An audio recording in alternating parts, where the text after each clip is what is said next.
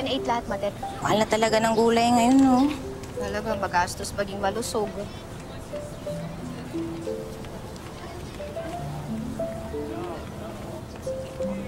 Salamat. Halika, bili tayo ng pang-exchange gift mo. Magkano na nga yung presyo ng regalo? 200, kamo? Parang huling pera na ata natin yan eh. Pwede naman po na hindi na lang po sumali sa exchange gift. Ano ka ba, anak?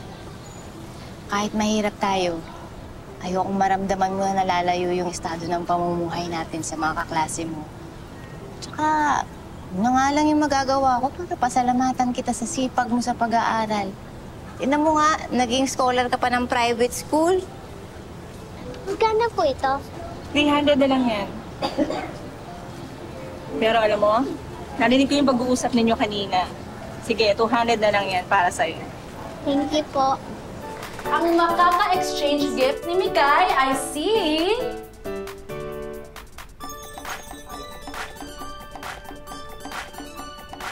Rachel!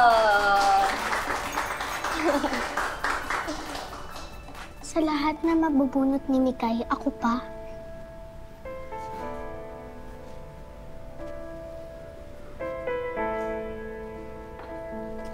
Sa'yo?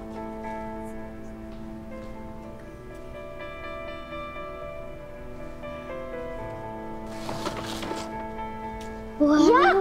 Ano to? Ano tingin mo sa akin, Mikay? Kinder? Ang cheap ng regalo mo? Sorry, Rachel. Yan lang yung nakayanan namin ng nanay ko eh.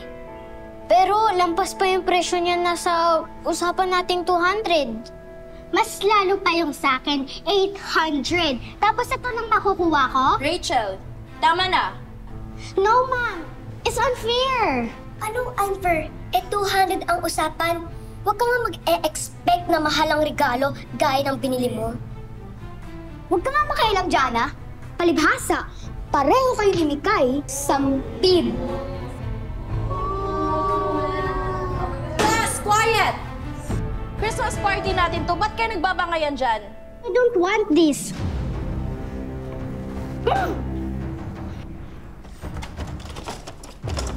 Isasoli ko na lang tong regalo mo sa akin. Hindi. Isaksak mo yan sa baga mo. Sobra ka na.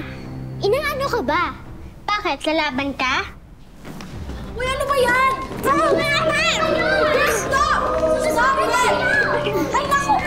Tigilan niyo yan!